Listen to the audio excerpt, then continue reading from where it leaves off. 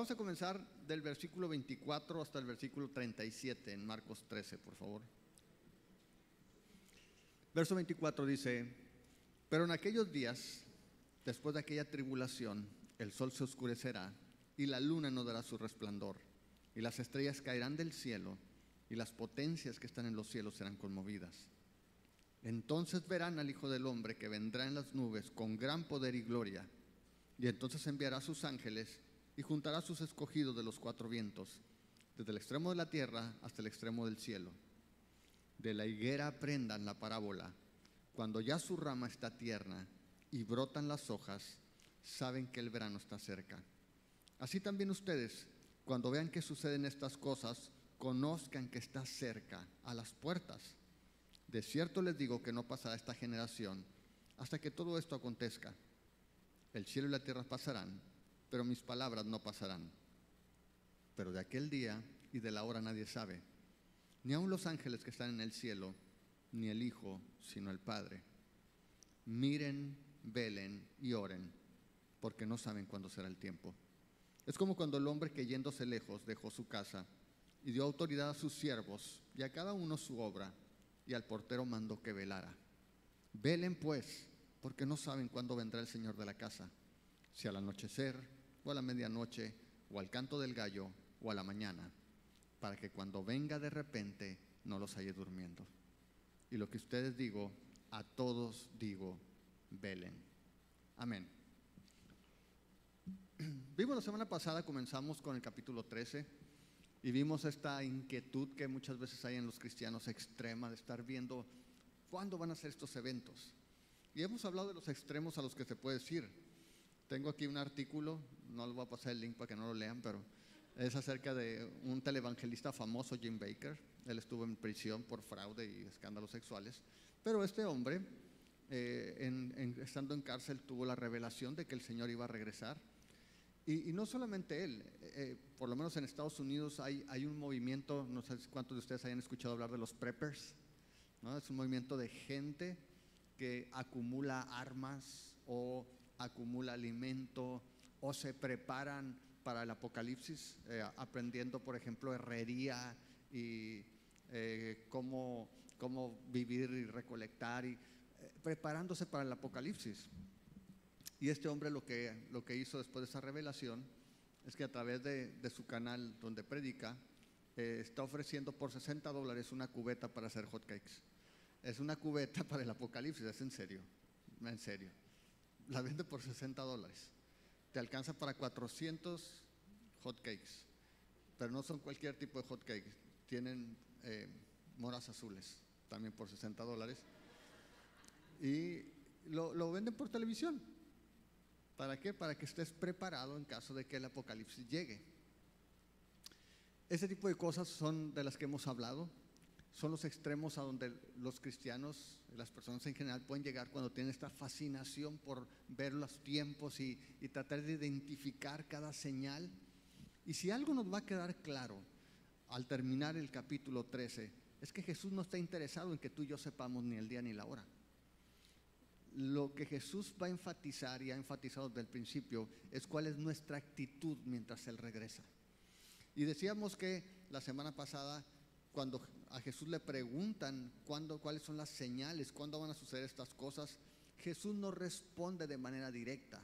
Jesús mezcla dos eventos que en la mente de los judíos estaban relacionados. Uno era la caída del templo y el otro era el regreso del Señor. Y en la mente de los judíos, el hecho de que el templo fuera destruido o dejara de existir, en automático llamaba al segundo evento, que era el día del Señor. Y sin embargo, Jesús comienza a hablar de estas cosas, y vimos en la semana pasada que Jesús se enfoca primero en responder, haciendo advertencias, diciéndoles que no hagan caso porque van a venir impostores, diciéndoles que no se asusten porque las guerras, los terremotos y las catástrofes van a suceder en un mundo caído. Va a poner un énfasis especial, ¿se acuerdan? En ese quiasmo, en esa estructura concéntrica en que escribe en el capítulo 13, la primera parte. En medio va a hablar de la tribulación de todos aquellos que son fieles a Él, es decir, va a hablar de la persecución a sus discípulos. Después va a tomar la advertencia de el sitio, el asedio a la ciudad de Jerusalén por parte de Roma, la destrucción del templo, y va a terminar nuevamente en el versículo 21 diciendo: entonces si alguno les dice, mira, acá está Cristo, o mira, allá está, no le crean, porque se levantarán falsos cristos, falsos profetas, y harán señales y prodigios para engañar, si fuera posible, a uno de los escogidos. Mas ustedes, ¿cuál es la instrucción a lo largo de la primera parte? Miren, pongan atención, miren atentamente las cosas, no se dejen llevar por los extremos. Y Jesús lo que les está mostrando allí es esta profusión de hombres que van a venir diciendo, ahí viene el Señor, o yo soy el Señor, ¿no? Que hasta el día de hoy sucede. Y sin embargo, en la segunda parte del pasaje, Jesús se va a enfocar primariamente al segundo evento, que es el regreso de Jesús, y al final va a poner el énfasis en cuál es la actitud que debemos de tener como su pueblo. En el versículo 24 comienza diciendo, después de todas estas cosas que acaba de escribir, en el versículo 24 dice: pero en aquellos días, después de aquella tribulación, el sol se oscurecerá, la luna no dará su resplandor, y las estrellas caerán del cielo, y las potencias que están en los cielos serán conmovidas. Y Jesús lo que dice es que hay un evento que a lo largo del Antiguo Testamento se ha hablado, que es el día del Señor. Y Jesús dice, es un hecho, el juicio es seguro, el Señor va a juzgar, el Señor va a cumplir todas sus promesas del Antiguo Testamento. Y vimos algo de este pasaje, ¿se acuerdan? Lo vimos en Joel, lo vimos en el libro de los Hechos, porque esta escritura o estas advertencias vienen del Antiguo Testamento. Así es como podemos entenderlas. No es algo que Jesús estaba sacándose de la manga, como tampoco Juan en el libro de Apocalipsis se lo saca de la manga, sino que voltean a los profetas del Antiguo Testamento. Si me acompañas a Isaías 13, por favor. En Isaías 13, en el verso 9, dice: he aquí, el día de Jehová viene. ¿Cómo es ese día? Dice el verso 9: terrible y de indignación y de ardor de ira, para convertir la tierra en soledad y raer de ella a sus pecadores. Por lo cual, las estrellas de los cielos y sus luceros no darán su luz, el sol se oscurecerá al nacer, y la luna no dará su resplandor. Y castigaré al mundo por su maldad y a los impíos por su iniquidad, y haré que cese la arrogancia de los soberbios y abatiré la altivez de los fuertes. Si tú ves el lenguaje, entonces es el mismo de los profetas del Antiguo Testamento. Y Jesús está tomando esas escrituras y está diciendo, lo que han dicho los profetas, vez tras vez tras vez, tómalo como un hecho, va a suceder. Y los discípulos habían dicho, Señor, ¿cómo van a hacer estas cosas? ¿Cuándo van a pasar? Y Jesús les dice, después de las otras cosas. No dice los tiempos, no dice el tiempo de espera entre un evento y otro. Lo que Jesús dice es, va a pasar. Tenlo como un hecho. Si tú vas a Apocalipsis 6, para que te des una idea, Jesús sabemos que vivió y murió pues alrededor del año 30, algunos dicen 33, 32. El Evangelio de Marcos estima que se escribió quizás en los 40, en el año 40, 40 y tanto después de Jesús, antes del 50. Y sabemos que Apocalipsis se escribió en el año 95 después de Cristo, es como se estima. Si tú vas al libro de Apocalipsis, en el capítulo 6, Juan toma la misma imagen y en el verso 12 dice: miré cuando abrió el sexto sello, y aquí hubo un gran terremoto, y el sol se puso negro como tela de silicio, y la luna se volvió toda como sangre, y las estrellas del cielo cayeron sobre la tierra, como la higuera deja caer sus higos cuando es sacudida por un fuerte viento. Y el cielo se desvaneció como un pergamino que se enrolla, y todo monte y toda isla se removió de su lugar. Y los reyes de la tierra, y los grandes, los ricos, los capitanes, los poderosos, y todo siervo y todo libre, se escondieron en las cuevas entre las peñas de los montes. Y decían a los montes y a las peñas: caigan sobre nosotros y escóndanos del rostro de aquel que está sentado sobre el trono y de la ira del Cordero, porque el gran día de su ira ha llegado. ¿Y quién podrá sostenerse en pie? Y este evento al que se hace referencia es el mismo evento. Jesús lo que dice es, va a venir. ¿Cuándo? No nos dice cuándo, pero lo que dice es, va a venir. Espéralo. Jesús dice aquí, después de aquella tribulación van a suceder estas cosas. El sol se oscurecerá, la luna no dará su resplandor, las estrellas caerán del cielo y las potencias que están en los cielos serán conmovidas. Ahora, si tú estuviste aquí con nosotros cuando estudiamos Apocalipsis, te acuerdas que la Biblia nos habla que toda esta creación va a ser destruida. No importa que tú siembres árboles, digo, qué bueno que los siembras, pero lo que voy es que este mundo no va a permanecer para siempre. La Biblia nos habla que todo esto que tú y yo conocemos va a perecer y el Señor va a traer una nueva creación. Una nueva creación. Así de que Jesús aquí está garantizándole y diciéndole, el juicio es seguro. ¿Cuándo? No lo sabemos, nadie lo sabe sino el Señor, pero es un hecho. Y esa es la señal, porque dice el verso 26, entonces verán al Hijo del Hombre que vendrá en las nubes con gran poder y gloria. Ahora, esta frase del Hijo del Hombre igual tiene su origen en Daniel. Si me acompañas a Daniel, el capítulo 7, es la misma frase que usa el profeta para describir el evento del regreso también del Señor. Daniel 7.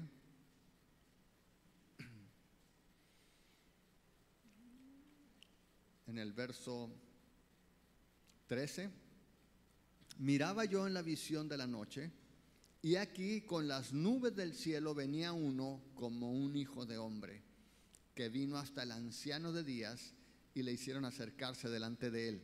Mira el verso 14, y le fue dado dominio, gloria y reino, para que todos los pueblos, naciones y lenguas le sirvieran.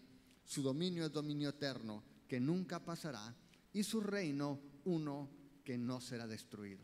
Es decir, este hijo de hombre, dice en la visión de Daniel, lo vio llegar al anciano de días, es decir, al Dios, el Padre, y a él se le entregó todo el dominio, toda autoridad sobre toda nación.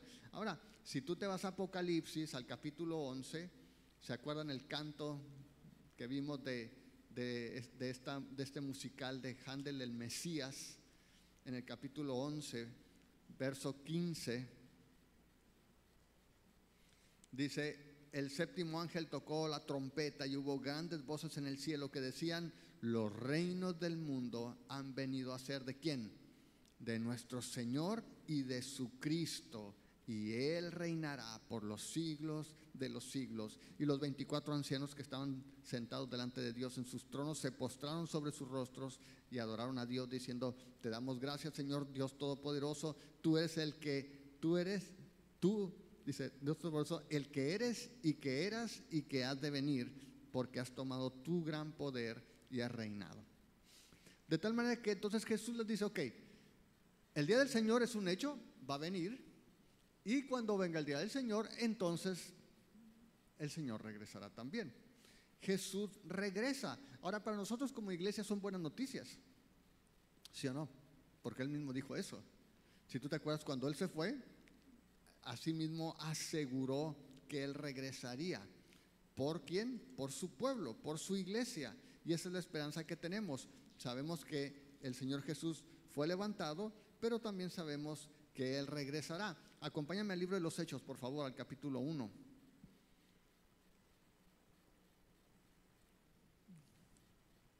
En el capítulo 1 del libro de los Hechos vemos a los discípulos. Jesús se está despidiendo, ya resucitó. Aquí en Marcos no ha pasado por la cruz, pero en el libro de los Hechos Jesús ya fue a la cruz, ya fue sepultado, ya se levantó al tercer día, apareció a los discípulos y ahora se está despidiendo de ellos. Y en el capítulo 1, verso 6 dice, entonces los que habían sido reunidos le preguntaron diciendo, Señor, ¿restaurarás el reino a Israel en este tiempo? Ellos tenían en mente la misma pregunta. ¿Cuándo vas a establecer tu reino? Ellos pensaban que Jesús lo iba a hacer en esta venida, en esta primera venida. Y Jesús les responde, No les toca a ustedes saber los tiempos o las sazones que el Padre puso en su sola potestad.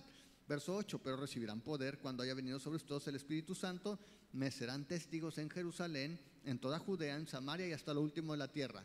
Y habiendo dicho estas cosas, viéndolo ellos, fue alzado y le recibió una nube que le ocultó de sus ojos. Y estando ellos con los ojos puestos en el cielo, entre tanto que él se iba, aquí se pusieron junto a ellos dos varones con vestiduras blancas, los cuales también les dijeron: varones galileos, ¿por qué están mirando al cielo? Este mismo Jesús que ha sido tomado de ustedes al cielo, ¿qué cosa? Así vendrá como le han visto ir al cielo. Así vendrá. Ahora, acompáñenme por favor a Apocalipsis al capítulo 1. Y lo que vemos aquí, que Juan, en cuanto comienza su carta en Apocalipsis 1, en el verso 7 que nos dice: he aquí que viene con las nubes y todo ojo le verá, y los que le traspasaron y todos los linajes de la tierra harán lamentación por él. Sí, amén. ¿De quién está hablando? De Jesucristo. Dice ahí el verso 5: y de Jesucristo, el testigo fiel, el primogénito de los muertos, el soberano de los reyes de la tierra, el que nos amó, nos lavó de nuestros pecados con su sangre, nos hizo reyes y sacerdotes para Dios su Padre. A él sea la gloria, el imperio por los siglos de los siglos. Amén. Segunda cosa entonces: primera, el juicio es cierto. Segunda, Cristo regresa. Cristo regresa, y esa es la esperanza que tenemos. Cristo vino la primera vez en humillación para servir a los pecadores, para morir por ellos, y Cristo regresa por segunda ocasión, ya no para sufrir, viene por su pueblo, y como hemos visto, regresa en victoria como el Rey de Reyes y el Señor de Señores. Ya no viene en un burro, viene en un caballo blanco. Ya no viene manso y humilde, viene con la espada de su boca, viene para juzgar. Y esa es la expectativa que tenemos como iglesia. Juicio seguro, el Señor regresa, y regresa por su pueblo. Dice el verso 27: y entonces enviará a sus ángeles y juntará a sus escogidos de los cuatro vientos, desde el extremo de la tierra hasta el extremo del cielo. Ahora, Jesús no nos da más detalles. Jesús no nos dice si a esos santos los junta y se los va a llevar al cielo y luego a los demás los va a mandar al infierno. Si tú te fijas, no da detalles. Lo único que te está diciendo son eventos seguros. El Señor va a ejecutar juicio en su día, el día del Señor va a venir. El Señor va a regresar físicamente, todo ojo le verá. Por eso, en la advertencia de Jesús, en el verso, si tú te acuerdas, en el verso 21 dice, capítulo 13, verso 21: si alguno les dice, mira, acá está el Cristo, o mira, allí está, no le creas, porque dice, todo ojo le verá. Va a ser un regreso público, no va a venir a escondidas, va a ser a la vista de todos, y dice que viene por sus escogidos. En el verso 27 de Marcos 13 dice que enviará a sus ángeles, los va a juntar a sus escogidos de los cuatro vientos, del extremo de la tierra al extremo del cielo. Y sabemos por Apocalipsis que nosotros estaremos con él, y que todos aquellos que no son escogidos. ¿Cuáles son los escogidos? Aquellos que han puesto su confianza en Jesús, aquellos que perseveran como una marca de su fe, no como un requisito para ganar el cielo. No sé si me explico, pero cuando tú vas a las cartas, y lo vimos en Apocalipsis, a las cartas hacia las iglesias, a partir del capítulo 2, continuamente está la advertencia de: al que venza se le dará recompensa. Y continuamente menciona distintas recompensas, pero siempre la condición es al que venciera. Y tú y yo somos llamados a permanecer. Si tú pones tu confianza en Jesús, un distintivo de tu fe es la permanencia, a pesar de. Acuérdate que Jesús les acaba de decir a ellos: sus padres se van a volver contra los hijos se van a volver contra sus padres, los van a entregar delante de los poderosos, van a matarlos incluso, pero ustedes permanezcan. No sé si alguno de ustedes haya leído, o por lo menos haya oído hablar del libro de los mártires. ¿Alguien ha escuchado el libro de los mártires de John Fox? Ok. John Fox se dedicó a recopilar en la historia de la iglesia los relatos de los mártires en las diferentes épocas. obviamente él muere, y otras personas han ido acumulando algunos eventos más recientes, pero es un libro más o menos grueso. Y ahí vienen hombres como, ¿alguien ha leído El progreso del peregrino?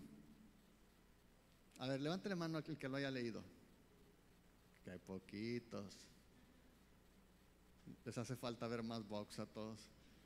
El progreso del peregrino, mira, para que sepas, Juan Bunyan era un predicador inglés, un predicador muy pobre. De hecho, él era ojalatero, el ojalatero de Bedford le llamaban. Él nació cerca de Bedford, en Inglaterra, y él comenzó desde muy joven con este interés por el Señor.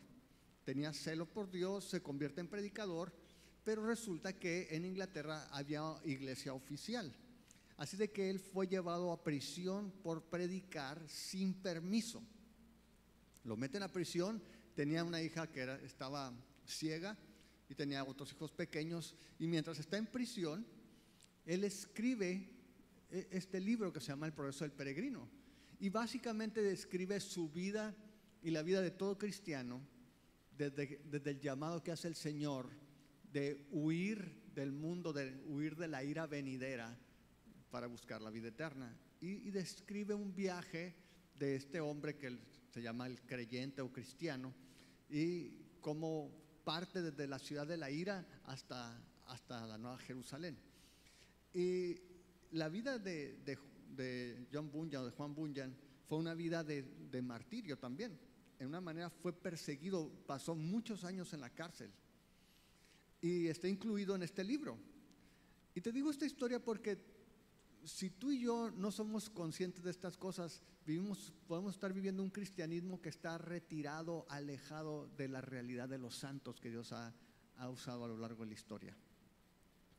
Este hombre que se puso a escribir acerca de este sufrimiento, el libro de los mártires, dicen que hubo época en la iglesia donde eran dos textos, la Biblia y el libro de los mártires, porque la iglesia tenía que saber del sufrimiento de aquellos santos que habían perseverado, y era una forma de animar, son relatos muy crudos.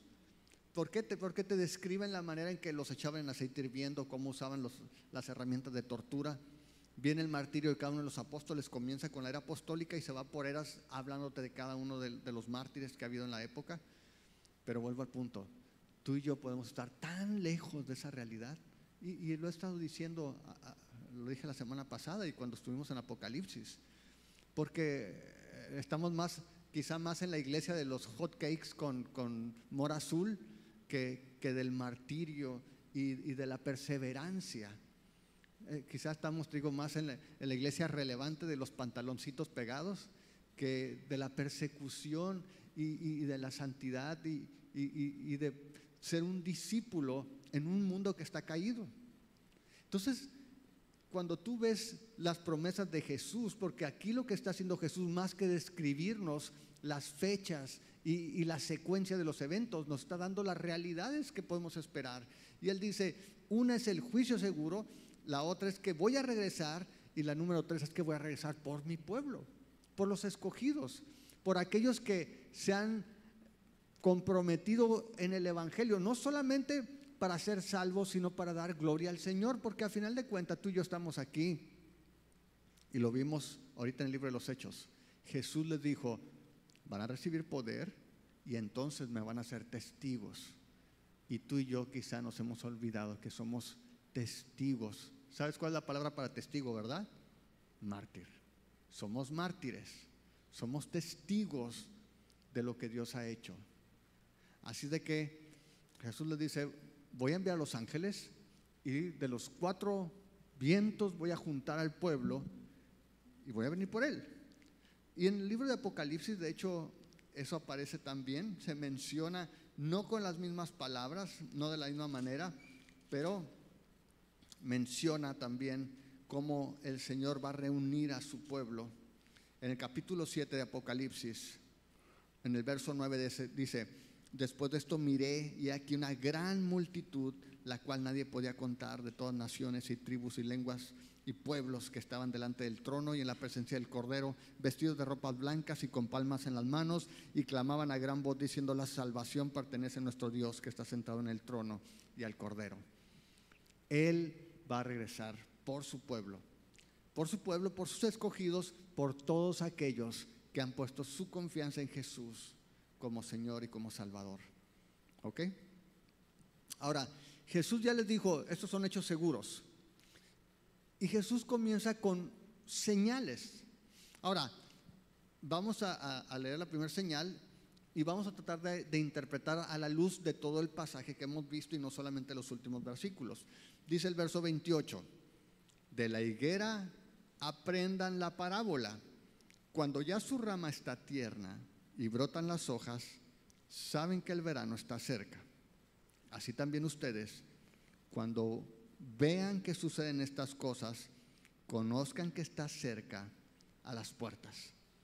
Ok, primero, la higuera es de las pocas plantas que en la región en Israel pierden las hojas durante el invierno.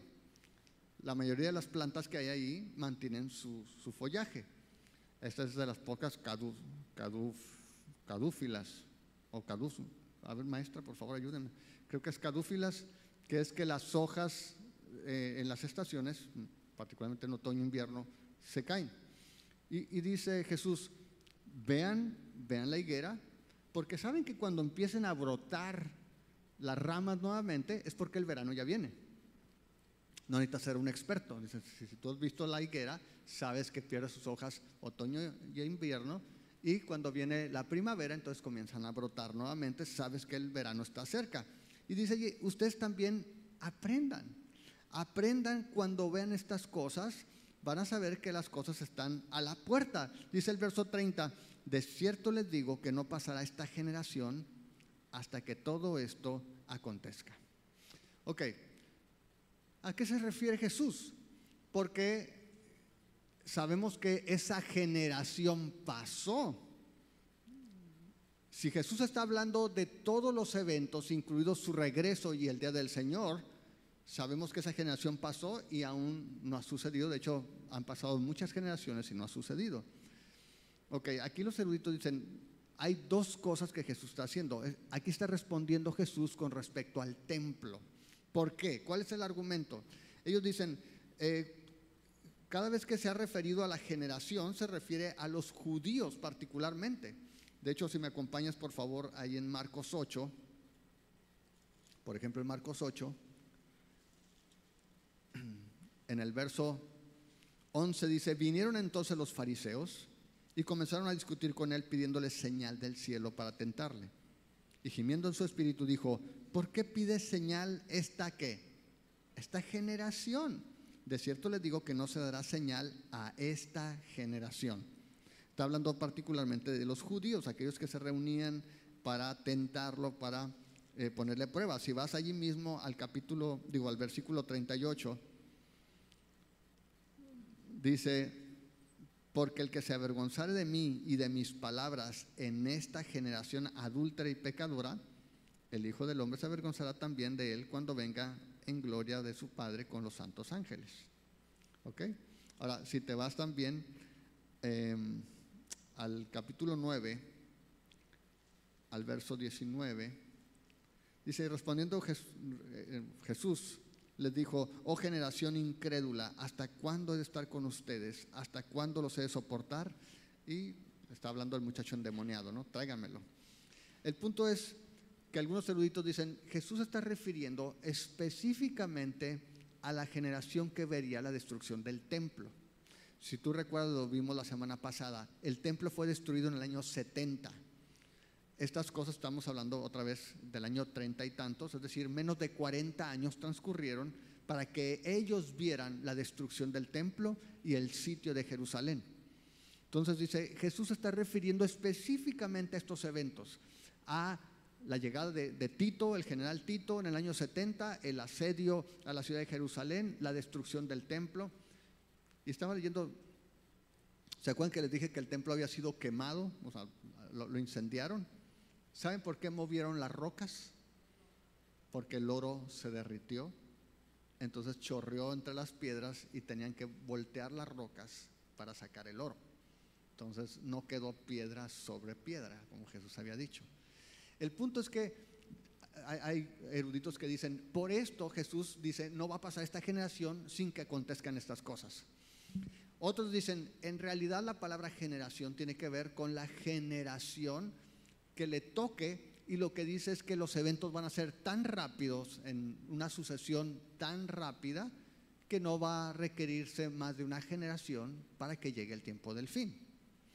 La mayoría se inclina, o muchos de ellos se inclinan más por, y me hace sentido, la parte del templo primero, que se refiera, pero puede ser también la otra opción, que en realidad se está refiriendo al regreso de Jesús, y lo que diga es, no va a pasar más de una generación para que todos estos eventos se den de manera consecutiva. ¿Sí queda claro? Es un pasaje discutido, pero esas son las dos opciones más viables. De tal manera que Jesús lo que le está diciendo es, ustedes tienen que aprender. Saben que cuando salen los brotes en la higuera es que el verano está cerca. En el caso del templo, cuando vean, ¿se acuerdan que habló Jesús de una señal? La abominación desoladora. Cuando vean la señal, entonces huyan. Y sabemos que muchos de los cristianos alcanzaron a huir de la destrucción de Jerusalén. Luego Jesús lo que dice allí, y hace un contraste para darnos seguridad. Dice en el verso 31, el cielo y la tierra pasarán, pero mis palabras no pasarán.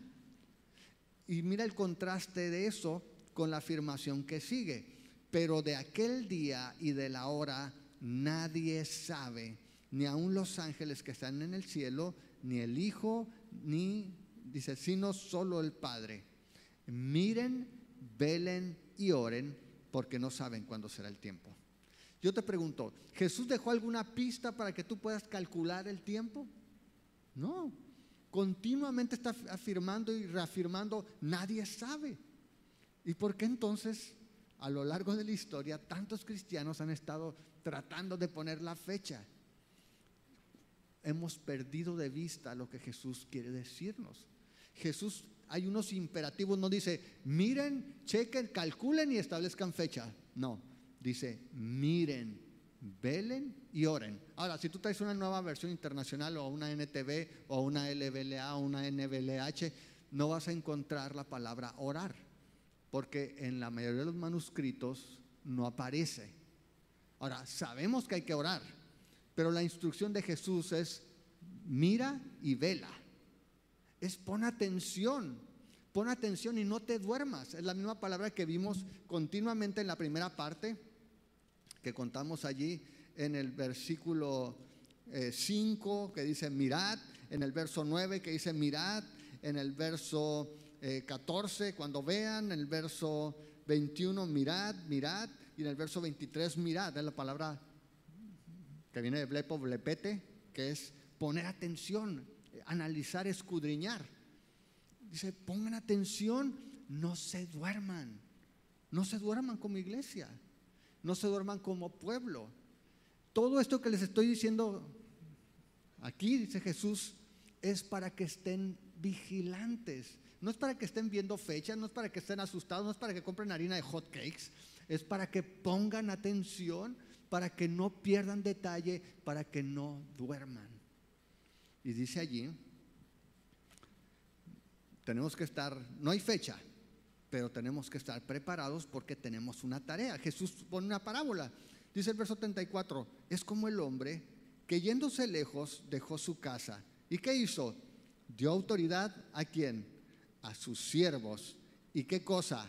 A cada uno su obra. Y al portero mandó que velara. Entonces Jesús dice, hagan de cuenta, yo soy el dueño de la casa, me voy a ir, a cada uno lo voy a dejar haciendo su trabajo y no van a saber cuándo regrese. Y dice allí, en el final del versículo, y al portero mandó que velara. Ahora, imagínate que el Señor regrese el señor de la casa, y así le dicen los veladuermes, ¿no? Y encuentra al velador dormido. ¿Está cumpliendo su trabajo? ¿Le pagarías tú a un velador para que vaya a dormirse a tu casa? No. ¿Qué clase de siervo, qué clase de trabajador es el que necesita que el patrón esté allí para que haga su trabajo? Los malos siervos. ¿Qué clase de siervo eres tú? ¿Necesitas que el Señor esté ahí físicamente para que tú hagas lo que te mandó a hacer? ¿Necesito yo que el Señor esté aquí presente físicamente para poder hacer lo que Él me encargó que hiciera? Acompáñame a Lucas 12, por favor.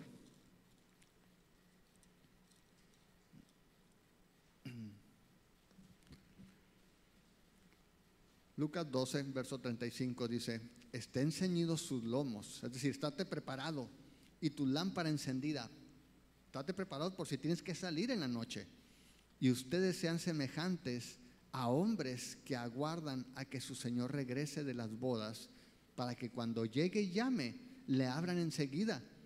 Bienaventurados aquellos siervos a los cuales su Señor, cuando venga, halle velando. De cierto les digo que se ceñirá y hará que se sienten a la mesa y vendrá a servirles. Y aunque venga la segunda vigilia y aunque venga la tercera vigilia, si los haya así, bienaventurados son aquellos siervos. Pero sepan esto, que si supiera el padre de familia a qué hora el ladrón habría de venir, velaría ciertamente y no dejaría minar su casa. Ustedes pues también estén preparados, porque a la hora que no piensan, el Hijo del Hombre vendrá. ¿Cuándo va a venir entonces el Señor? ¿A qué hora? Cuando no lo esperas. Cuando no lo esperas. Y lo que está diciendo es, ¿por qué queremos saber cuándo viene? Pues para saber cuánto tiempo podemos tirar barra, ¿no? Es que yo sé que todavía no va a venir, entonces, ¿no? ¿Se acuerdan cuando el maestro salía del salón? Que alguien se ponía en la puerta, ¿no? Y mientras fiesta en el salón. Pero es lo que está diciendo. Qué bendición que el Señor regrese en la vigilia, a la primera, a la segunda, a la tercera vigilia de la noche, y te encuentre haciendo lo que tienes que hacer. ¿Te fijas lo que dice? ¿Cuál es la recompensa? Dice, te vas a sentar y Él te va a servir en la mesa. El Señor. Pero, ¿qué pasa si no? ¿Qué pasa si no te halla así? Mira lo que dice, regresa a Marcos 13, verso 35, y es lo mismo.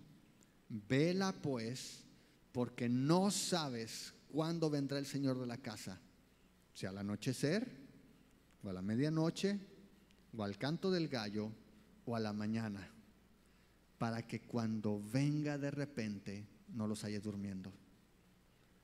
Y lo que a ustedes digo, ¿a quién? A todos lo digo, velen. No se desvelen pensando quién es la bestia, el anticristo. Oye, ya tiró un misil por allá. Oye, hubo un atentado por allá. No, ahora sí. No, dice, vela y haz tu trabajo. Jesús estaba más interesado en la actitud de su pueblo que en las fechas. Jesús está más interesado en que tú y yo hagamos lo que tenemos que hacer, en que sepamos lo que no debemos saber. Si Jesús tuviera interés, nos hubiera dicho. Juan en Apocalipsis le hubieran revelado, y ahí te va el calendario de estos eventos, ¿no? Para que no estés adivinando. No, no dio nada de eso.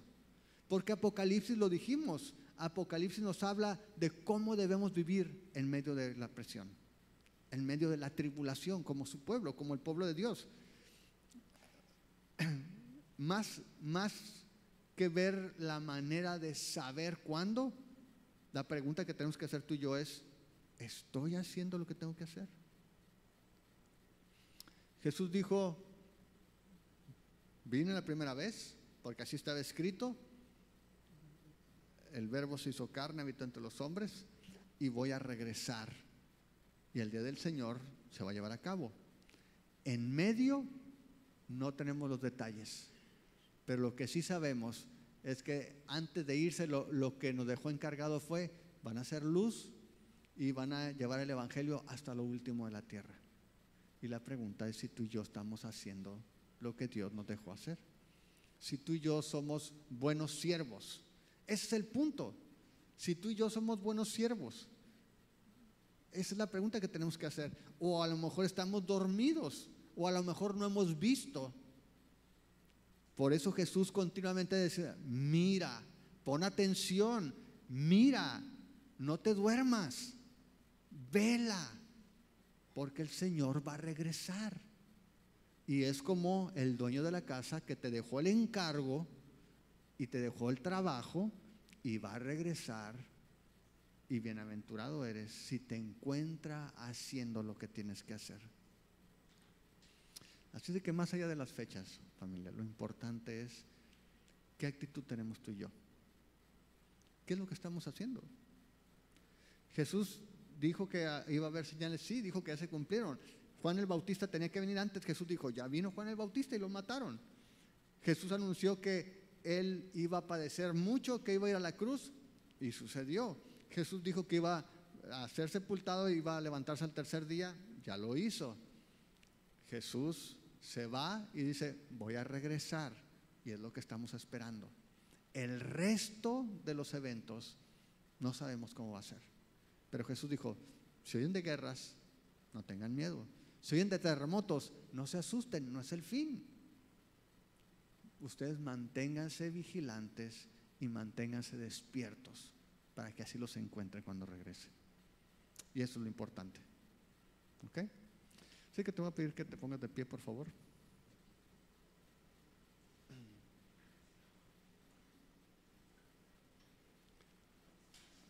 Porque si estos eventos son seguros, como Jesús dijo que lo eran, entonces tú y yo tenemos que estar enfocados en esto y no en saber las cosas que no nos interesan.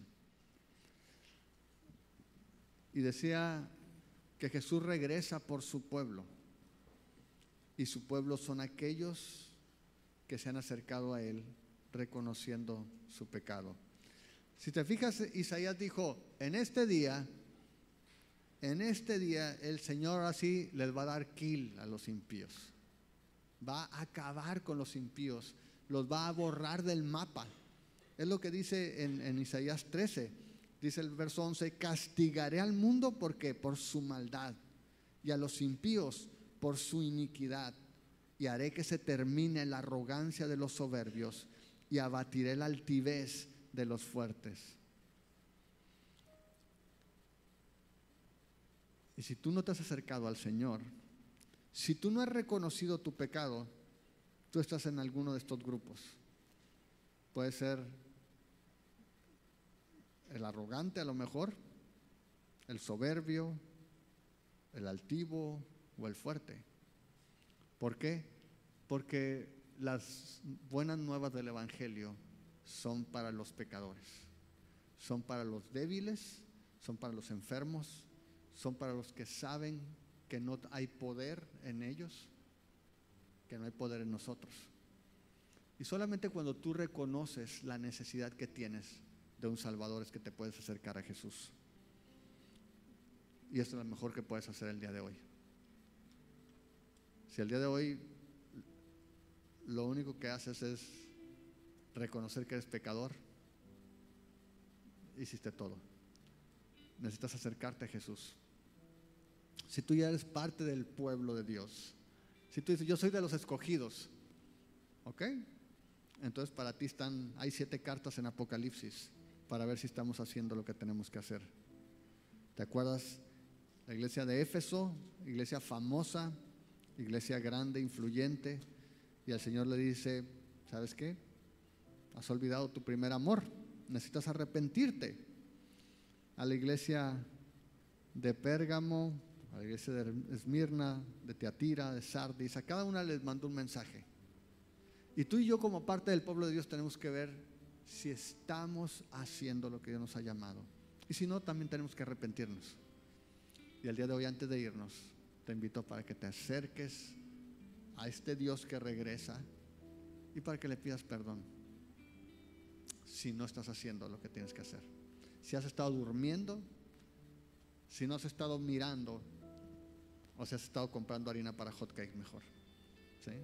Preparándote para el apocalipsis. Nada de eso va a servir.